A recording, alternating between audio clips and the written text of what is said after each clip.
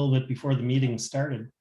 Duluth is one of my favorite places to go. I really enjoy spending time on the North Shore, and you've got such a beautiful community and a wonderful place for birding. So it's really an honor to be with you tonight.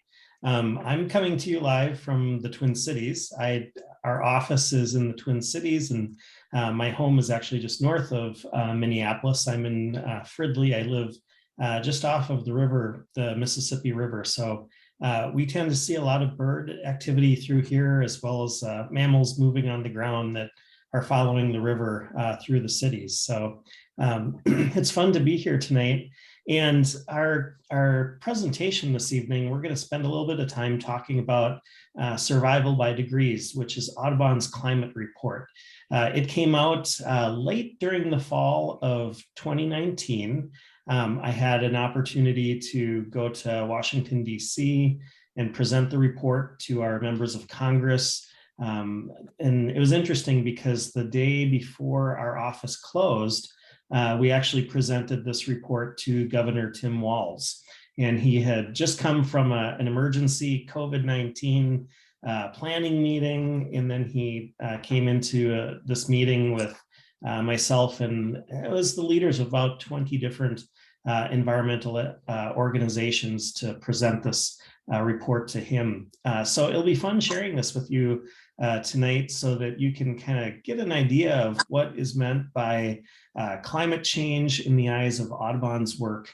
And throughout the presentation, I'm going to stop and probably share some localized stories to help illustrate some of the points. But I'm going to go ahead and start my screen share. And for many of you too, you'll remember that in the fall of 2019, we actually had our fall magazine for Audubon focused on this particular topic. There was a number of stories throughout the magazine. There was also a pullout section. And the presentation that we're going to give you tonight is based on really the formal report. And you can go on to Audubon's website. I'll show you a website URL in just a little bit where you can download the actual report. And you can actually use something called the Climate Visualizer, which is a tool that we're going to talk about as we go into the presentation tonight. But before I get started, I want to kind of wind back time just a little bit and talk with you about fall of 2019, because there were actually two really important climate-related, bird-related reports that came out in October of 2019. And it was not by coincidence that they both came out very close to being at the same time. The first report, which came out at the beginning of October 2019, was a report that was released by Cornell Labs.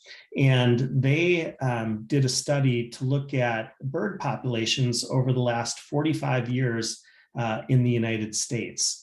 And they found that in that study that America had lost about 2.9 billion birds over the last 45 years, meaning that the population of birds in the United States had shrunk by nearly 3 billion birds.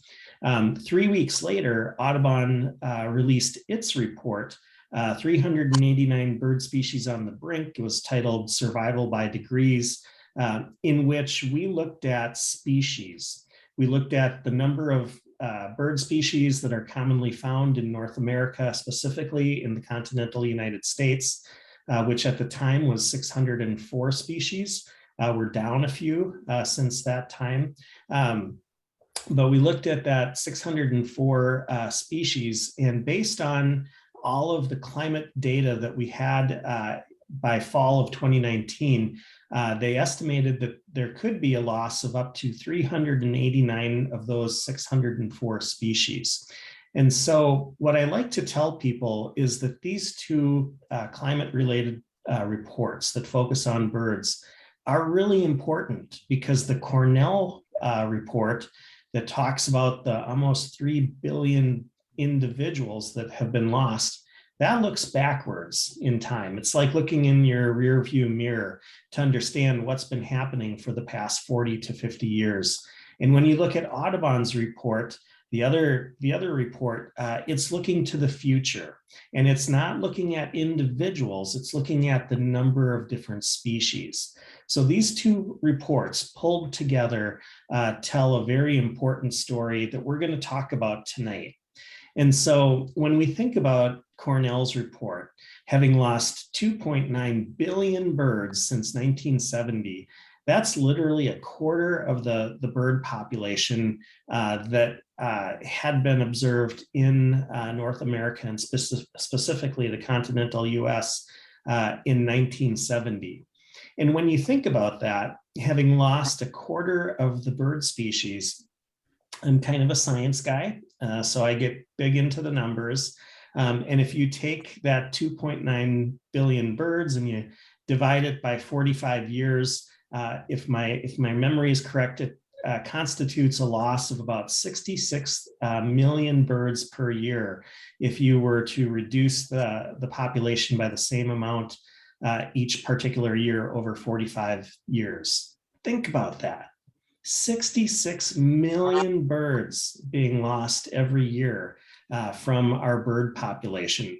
But as a scientist, one of the things that I know is that over this period of time, and when we look at global warming, it wasn't an equal number of birds that were actually being lost each year.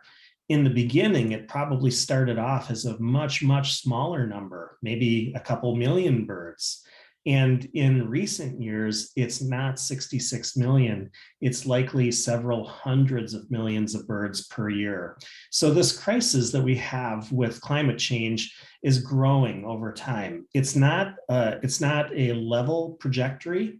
It is definitely, it has a curve to it. And that's what scientists are very worried about as the temperature on Earth continues to change. And we've seen about just over a 1 degree Celsius change in temperature.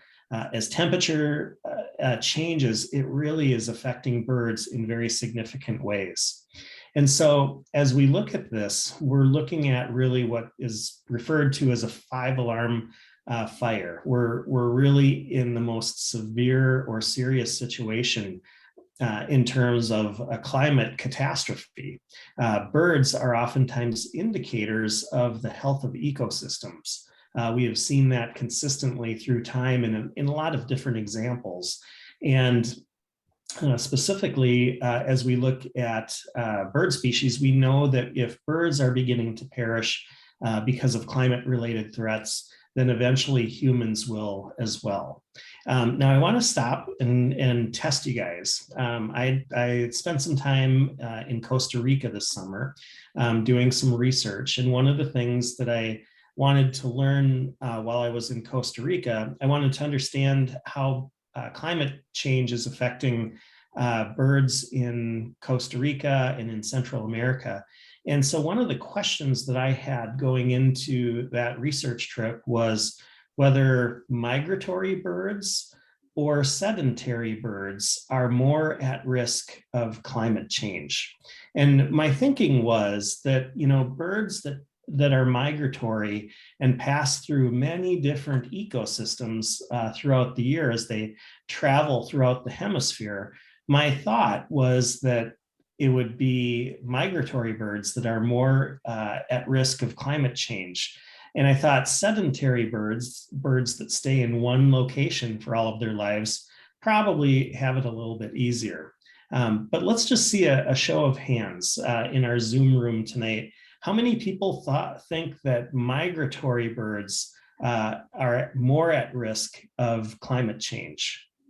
Does anyone join me in what those original thoughts were? I'm seeing a couple hands go up. Thank you for joining me in those thoughts. How many people think that sedentary birds or birds that stay in one spot are more at risk of climate change? There we go. We saw Charlie's hand go up.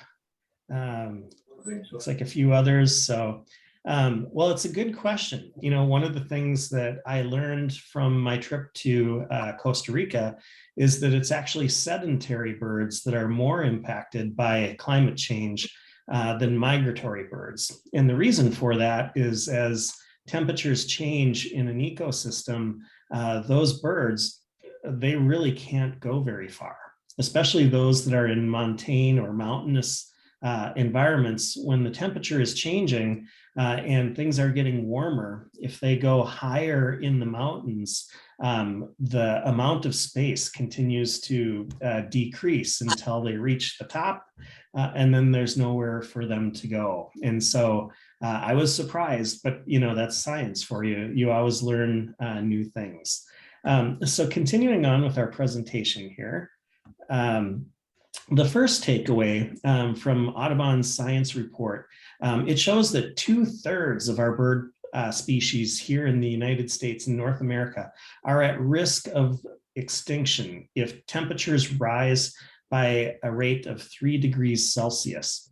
That's a huge number of birds. When we think about 67% of our 604 species, that equals 389 species of birds. Can you imagine how different our skies and our landscape would look without those birds? Our second takeaway is that the good news with our science, it shows that if we take action right now and we make changes right now, we can help improve the outcome for about 76% of the current bird species that are at risk. So about 76% or 3/4 of the 389 bird species that are at risk, we can actually help save them if we take steps right now to reduce the climate change that our planet is experiencing. That's why conventions like the one that just happened in Glasgow are so important. As we look at this information, I want to give you just a little bit of a thing here, and I'm going to move my screen. There we go. Thanks.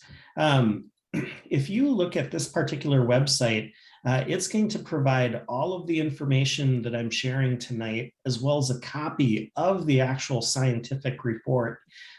It's about 67 pages long. It's the same thing that we delivered to Governor Walz and our members of Congress, but you can have a copy of it. You can download it right from the Audubon website by going to this particular address. And in a little while in our presentation, we're going to talk about something else that you can get when you go to this particular website as well. So we'll come back to that a little bit later. I'm going to go ahead and advance here.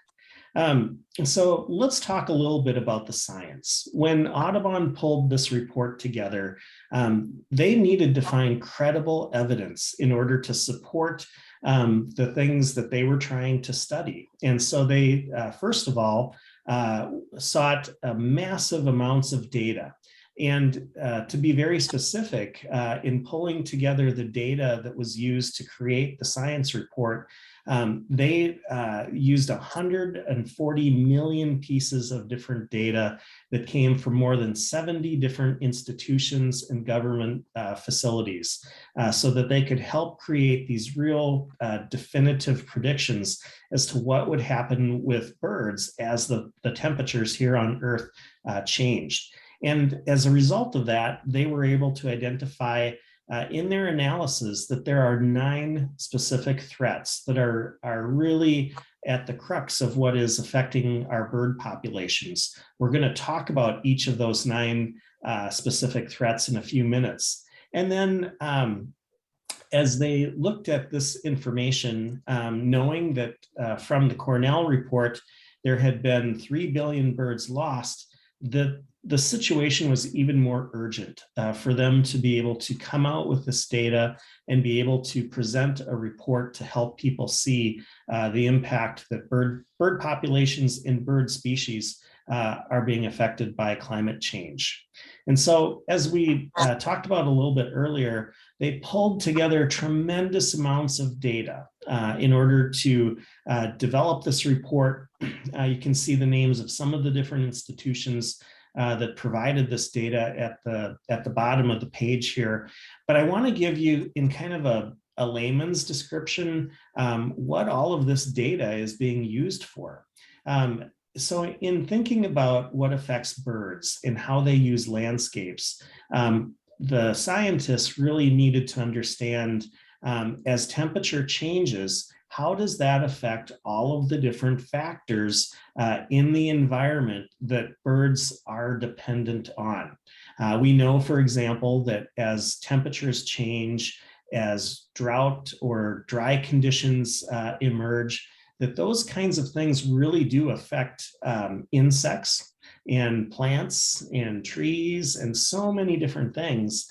And birds depend on all of those different things. And once you start taking this element out of an environment, or you start adjusting, these other factors, all of a sudden, environments can become quickly unusable for some of these bird species that really have specialized needs in the places where they're going. Those factors can also affect their ability to migrate. And we know that many bird species are absolutely dependent on the need for migration throughout the hemisphere.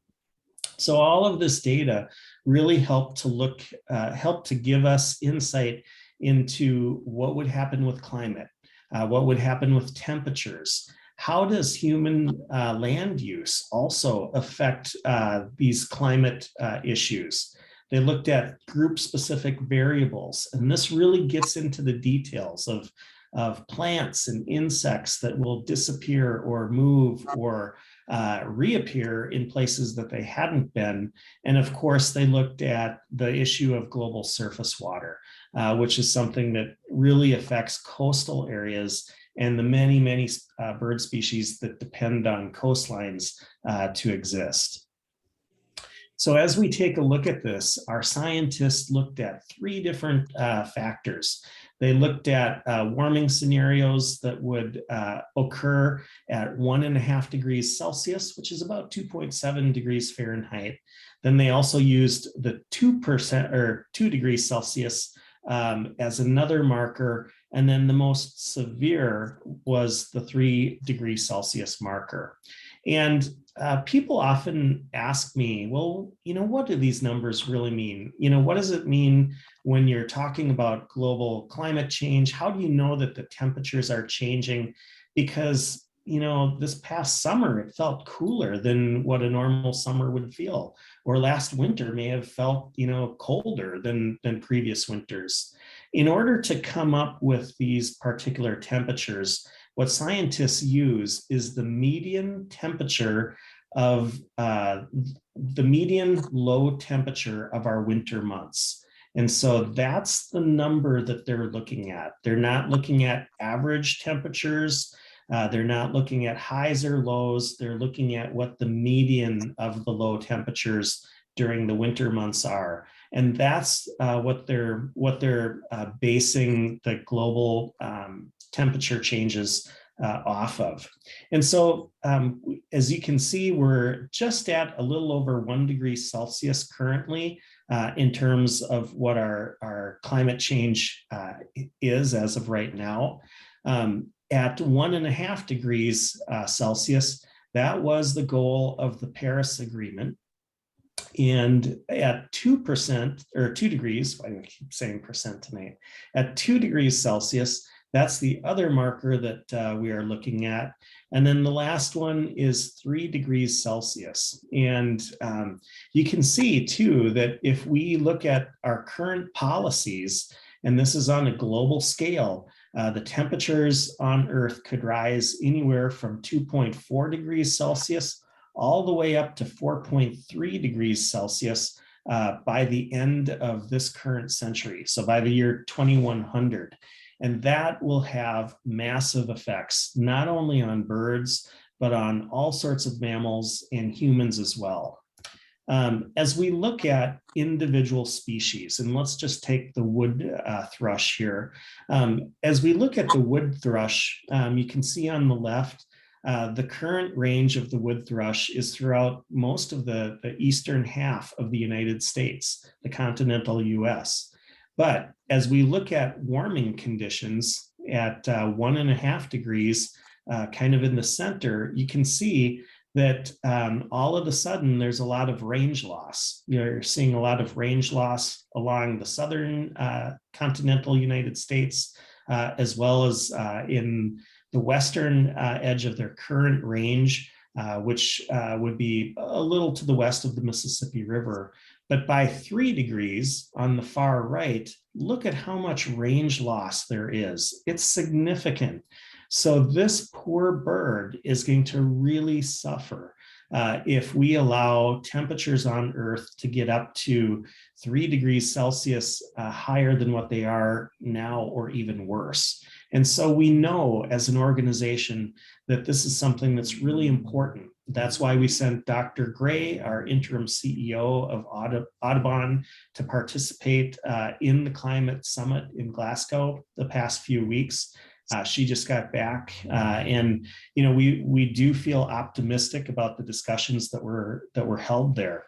But one of the things I wanted to point out tonight is that we took every individual bird species in North America, all 604 of them at the time that this report was prepared, and we created these range maps so that we could get a feel for each individual species and how things would play out for them as temperatures rise. And one of the other things that happened was our scientists pulled together this continental vulnerability assessment. And this really looks at the various types of species. It's grouped by habitat. And you can see how some species, such as at the top, some of my favorite species are in the boreal and Arctic regions. They are at greatest risk of climate change. When we take a look at this list, of course, there are some more of the generalists that are less affected on the bottom, but every particular group based on habitat is affected by climate change, and some more seriously than others. So as we look at the common trend is when the temperatures on Earth rise, bird populations will try to go to cooler climates or cooler temperatures. And so literally there's this transition of so many bird species going north or northeast to try and avoid those warming temperatures. And birds that are already in the most northern climates are pinched. There's nowhere colder for them to go. And so this is all part of what you're going to see when you go into that Audubon website. As we look at North America, and this is the entire continent, just not just the continental US, that you will see that there are net gains and net losses in the number of species using spaces based on these temperature ranges. And throughout most of the continental US, as well as the southern central portion of Canada, you see massive loss. And it's really only in the Arctic regions where there are increases. We talked a little bit earlier about the 9 existential climate threats that birds face, and some of them we're already experiencing here. Things like urbanization. I saw a really unique map. It was 2 photos looking at Landsat maps of Duluth, by the way. One was taken in 1960, and the other was taken in 2010. And it was amazing how much land was lost in that 50-year period of time. And it was lost to urbanization or development of human structures. And so we know that all of these different things, whether it's urbanization, the fires that are more prevalent on the west, and then the extreme spring heat, the cropland expansion, the heavy rains, the false springs, and the droughts, they're all affecting bird species significantly. I'm going to take a pause for just a second here. I will be right back. I need to grab a lozenge. I'm losing my voice. No worries.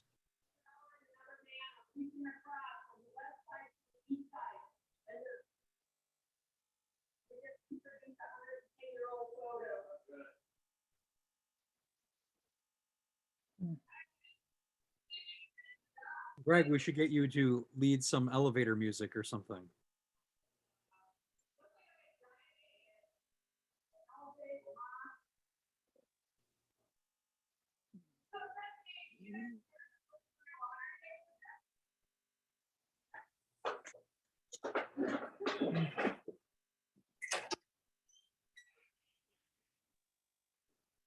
What are you doing? You, no, the man.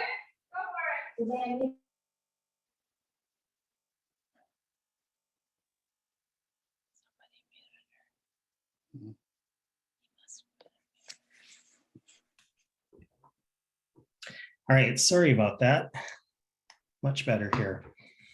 As we get back to the maps here, we can really see that so much of the United States will be affected by that 3-degree scenario.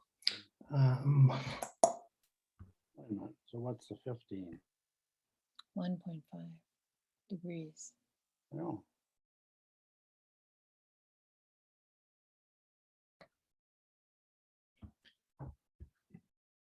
All right, now it's working again. Sorry about that.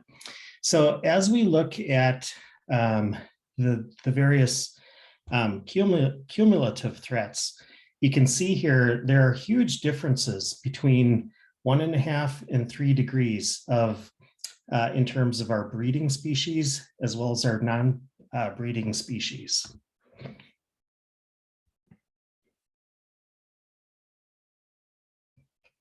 And of course, as we look at breeding versus non-breeding species, again, there's huge losses over the western part of the United States, as well as the northeastern parts of the United States.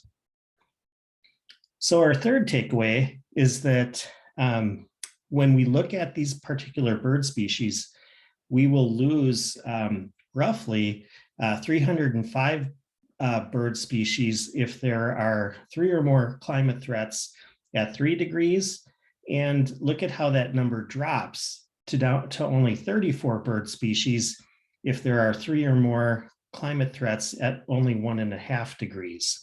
So it's a huge difference and a huge uptick as we face more of those climate threats and as the temperatures on Earth rise. So our fourth takeaway is that every bird species will experience some kind of impact from climate change. Now here we have one of my favorites, the Minnesota loon, the common loon. And one of the interesting things that we talked with Governor Walz about, as well as members of Congress, was that the common loon is a really good example of one of the birds that we will possibly no longer see in Minnesota if the temperatures continue to rise, because this is one of the bird species that will continue to move further north to try and adapt to these changing temperatures if we allow these temperatures on Earth to continue to rise. Now, I don't want to see the common loon no longer summer here in Minnesota, and I'm sure you don't either.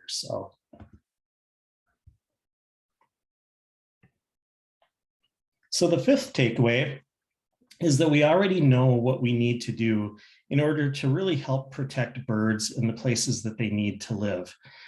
There's so many things that can be done to help reduce the impacts of climate change, and it takes leadership. It takes bold leadership, and that's what Audubon is really working hard to try and get our elected officials to take action to help reduce the effects of climate change. So now what I'd like to do for just a minute, I want to talk a little bit, this, by the way, this picture that you're looking at, this is what the cover of the pullout looked like in the fall of 2019 magazine that gave really an abbreviated look at the climate report. It summarized everything in real short layman's terms. But one of the things that I wanted to talk with you about is the climate visualizer. And this has got to be the coolest thing I've seen come out. if you go back to that website that we looked at earlier during the presentation, and I'm just going to go back to that web address so that you can write it down if you'd like. When you go there, there is a tool called the Climate Visualizer. And when you click on that link, it will take you to a screen, and you can literally type in your zip code of where you live, and it will show you which species of birds are going to be affected at different temperatures in your own area. So it will show you the birds that currently utilize your area, and then it will show you, as you change the temperature on the grid, it will show you which ones are going to leave your area and which ones may come in that are not currently there. So it's a fantastic tool to give us an idea of what we may experience and see as temperatures change.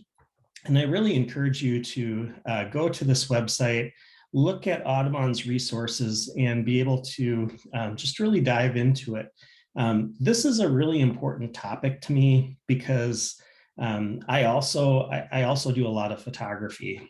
And when I look through my camera lens, I often wonder if the birds that I'm seeing today, if I may be among the last generation to see them because of this thing called climate change. Prior to working for Audubon, I worked with wolves. And that was nearly the case 50 years ago, where wolves had been extirpated from almost the entire United States. There was only a small little area in northern Minnesota, as well as the wolves that were on Isle Royale. That's the last place where they survived in the continental United States until the Endangered Species Act was put in place. Now they're rebounding, but there's so many parallels, with climate change. We're really affecting these bird populations in a really significant way. And we need to do whatever we can to stop and reduce this global climate warming, because it's having such a massive impact. And so that's kind of our message tonight. I'd like to open it up to questions. I'll do the best that I can to answer questions that folks may have. My professional training is in biology, so I am not a climatologist, but I will try and do the best I can to answer questions that you may have about climate change or how it is affecting birds. So if you have a question, you can just go ahead and speak. So I'm going to stop sharing here. That way I get to see everyone. A reminder that you will probably need to unmute to speak as well.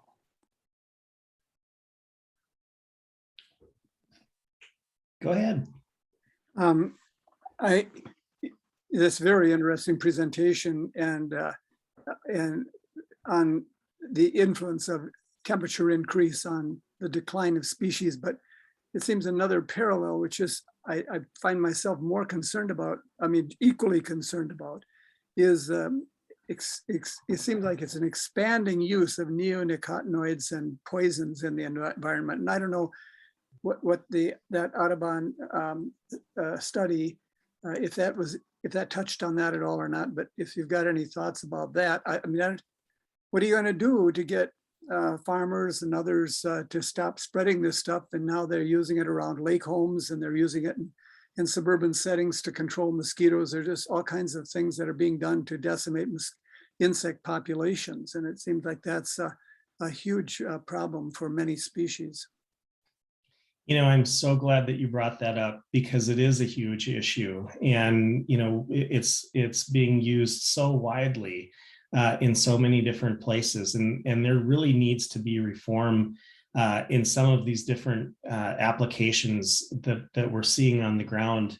One of the things that's really interesting is, so I've read a number of scientific papers in the last year or two that talks about how in the agricultural belt of the United States, communities are now becoming islands of refuge for birds and insects, because when we look at the agricultural areas, there's so much chemical use that most insects can't survive, and birds are depending more and more and more on communities, if you will, these small little footprints in order to be able to hop across these landscapes. And I think it's a really strong example of the terrible impact that neonicotinoids and so many other chemicals are having on various species. It's not just bird species, it's so many different things. And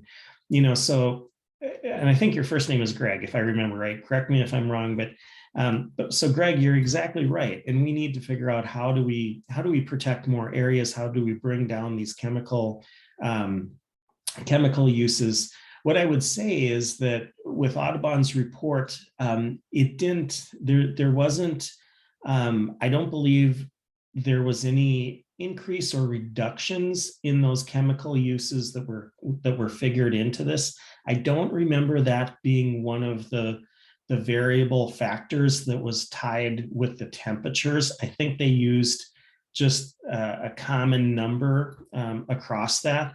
But it's a really good question, and I'm going to dig into it because I don't know for sure that that's the answer, but I will look into that. But I think anytime that we can do advocacy around, reducing fertilizer use, reducing neonicotinoids, reducing, phosphates, all of those different things, they really do impact landscapes and especially waterways.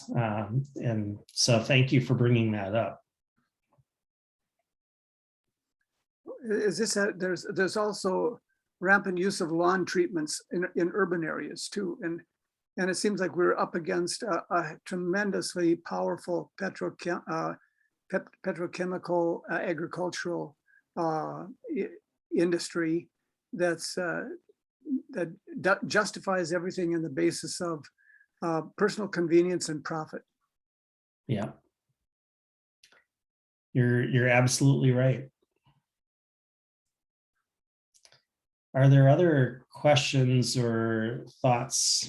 Thank you so much for sharing that. I think it's really important that we keep raising that. And I know that those are things that Audubon is very concerned about. And that's why we're trying to advance a number of other types of initiatives. I think of our Audubon Conservation Ranching that really is designed to help reduce those chemical uses on properties.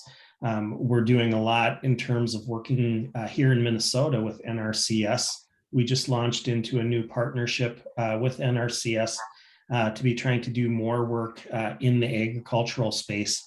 But we have so much more to do. It's such a huge issue, and not an issue that just one environmental organization can effectively tackle on its own. So fortunately, there are huge consortiums of environmental organizations that are trying to figure those things out, and it needs continued and a lot more work. What is much of the work of Audubon entails lobbying for certain policies and legislation and bringing awareness and attention to issues among lawmakers. What is that experience like? Is that a frustrating endeavor, or is that a hopeful thing? Do you feel like you get an honest hearing from folks, or what is that like? Yeah, Jeff, thank you. I've met with members of Congress and our state leaders, and I think there's really an interest in doing the right thing, but politics are really difficult to navigate, and it feels like we're constantly battling election cycles, and messages get lost in this constant rotating election cycle to election cycle framework. And so it is hard, locally here in the state of Minnesota. Some of the things that we've really tried to prioritize is getting the lead out of ammunition and tackle. That's something that I just cannot understand why it continues when there are really good alternatives. And I will tell you that those are difficult conversations as we meet with members of state and federal districts. They're trying to figure out, okay, well, which issues, can I get involved in? Which ones are going to be too political? Which ones will float in this particular session, but not the next one. And we do see the elections playing tremendously into what's happening on the ground. I would say one thing though, and being in Minnesota, we do have, I feel like our state legislators do a really good job. We do get excellent access to them. And that's across the aisle. I have had really good communications with both Republican and DFL members. And so while we don't always agree on things, at least people will listen and they will have conversations. And that's not the case in a lot of different places around the country. It's much more politicized in other places. So I'm very thankful that the 3 states that I supervise, which are Minnesota, Iowa, and Missouri, that we tend to do really well here in working with politicians, but it's slow. Our work is slow. It takes a lot of time. The things that we've been really involved in, I think of Alloy Bay, the work that's happening between Duluth and Superior, that Audubon's been very involved in that for a number of years. We've been part of the conversations. We've been trying to advance policy there. We've brought the Audubon drone in to map the whole region. That's been one of the things that we've provided for the agencies in doing the reclamation work there. But we've got projects that we're trying to do on the Mississippi River. We're trying to work in Northwest Minnesota in the tall aspen parklands, because we know that that's an area where huge numbers of migratory birds pass through, and it's really affected and impacted by loss of habitat. And so, there's so much more work that needs to be done than what we have the resources for. But where we're really investing a lot of effort right now is in trying to put in place the policy teams to help advance getting funding for the types of habitat restoration that we know will help birds. So I don't know, Jeff, if I answered your question, but there's good days and bad days. Yeah. So. Hey, Rob, your last comment there was really tied into a question I wanted to ask with doing habitat restoration. And I'm not sure if Audubon is familiar with some of the work that TNC does with resilience and connected landscapes. And I wonder if you could address that, if Audubon's thinking that direction. And basically what TNC is doing is they're kind of accepting the writing on the wall that the climate is going to change, and they're figuring out how just to adapt to that and have these connected landscapes. Yeah, that's a really great question, Eric. And I know Anne Mulholland very well. Her and I do a lot of things together, and we both are working to try and advance the reauthorization of the Environmental Natural Resources Trust Fund. So TNC is really a wonderful leader and someone who we do partner with. And I think their perspective is right, that some of these landscapes are permanently changed, and what do we need to do with them now to really make them work as best as they can, knowing that we're not going to be able to take things back to the way that it had been. I mean, in many ways, that's really, where we've been for a while in terms of looking at the Mississippi River system. And when I talk about the Mississippi River, I'm not just talking about the river itself. I'm talking about the entire watershed, which covers this whole region. It's been permanently affected in a massive way, and we just need to try and mitigate as many of the issues that are out there so that we can reduce further damage and bring back areas where we can, but in many cases, adapt to what's possible. So yeah, I would say that we're in a very similar position, trying to sort that out and figure out what makes sense. It's complicated for sure. Thank you. Yeah. Yeah, no, it's a complicated issue for sure. You know, so many of these issues are, I've been doing a thing where we've looked at, the entire line 3 issue, and that's been something where we've really struggled to understand. And it's a perfect example of, what position do you take on something like this? On one hand, we don't want to see a new pipeline put in because the construction damages the landscape, and it locks us into, more continued fossil fuel use for decades to come.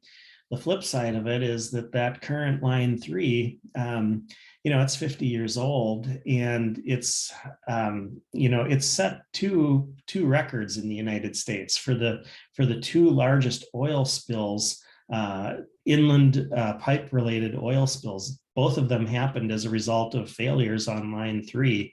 And we know that its condition is not getting any better. The corrosion on the old system is getting much, much worse. And, so you've got there's no good answer. There's no good solution to either option. And so you end up having to try and thread this needle of okay, given the situation, what is the best thing that we can do to reduce as many potential risks as possible. And that's really where we're at. The market forces are really hard to deal with. We can't ramp up renewable energy use and quickly enough.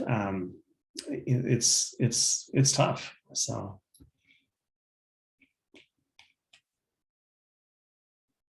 Any further You guys have got some questions? great questions. I tell you, thank you. Are there any other questions that you guys have about the report or about the work that we're doing with Audubon locally here in the state? I know I talked with Jeff, and I have been going back and forth on email, and I think we'll have an opportunity in the near future for me to meet with your board and just give them an update on the happenings of Audubon, Minnesota, and some of the things that we're working on and stepping into. But if there are any other questions, I'm happy to take them. Otherwise, I know we're running up against your end of meeting time. It's arbitrary, it's arbitrary. Oh, well, you should have told me that earlier. I could have gone on and on. Greg, you just unmuted, so I think you have something to say, huh? Well, I was just going to say that all of these crises that you've enumerated tonight make us think we need another Rachel Carson to raise these issues in society to the point where people take notice. And someone, we need that kind of megaphone to raise these issues to the point where they get some public traction in order to address not only the climate issues, but the ecological issues, the poison in the environment issue, which is, it's not DDT, but it's still very effective in terms of what it's doing to decimate whole species of insects and birds. And so, the issues are still with us, even as they were there, that, we could all end up with a silent spring if we're not careful. I think you're so right. And it's really hard to just keep up with all of this stuff. Earlier this week, I toured a facility that, is using a new chemical in a different way, and they're claiming that it's safe. But yet when I pull the MDS sheets, there's nothing safe about the toxins that are in this chemical. And, so it's just you're up against these market forces that are so strong, and they're so, we're just, in many ways, we're a tiny nonprofit. We're a big nonprofit among nonprofits, but yet an organization like ours that has a $140 million a year budget for the entire United States, that's pretty tiny compared to these chemical companies and oil companies, that I think about line 3 and that particular line, if I remember right, it's pumping over $10 million worth of oil through it every day. That's, huge compared to the size of our organization. But anyway, a lot of our great work, it really happens through our members. It happens through not necessarily Audubon, but activating our members to call their members of Congress, their state legislators.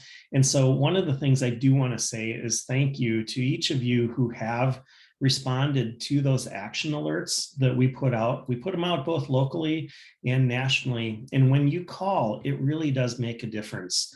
This past summer, when they were looking at, the environmental bill couldn't make it through the state legislature, we ended up putting out an email in mid to late June asking folks to call Senator Ingebrigtsen's office, and we gave a 1-800 number. That was a really remarkable story. We had close to 100 phone calls that came into his office within the 36 hours after that email went out. And that was really pivotal. Those phone calls were really pivotal in what happened at the state legislature the start of the following week, because all of a sudden members knew that they really needed to get that thing passed, because they were hearing a lot. And so thank you to each of you who are helping to do that work, because it does make a big difference.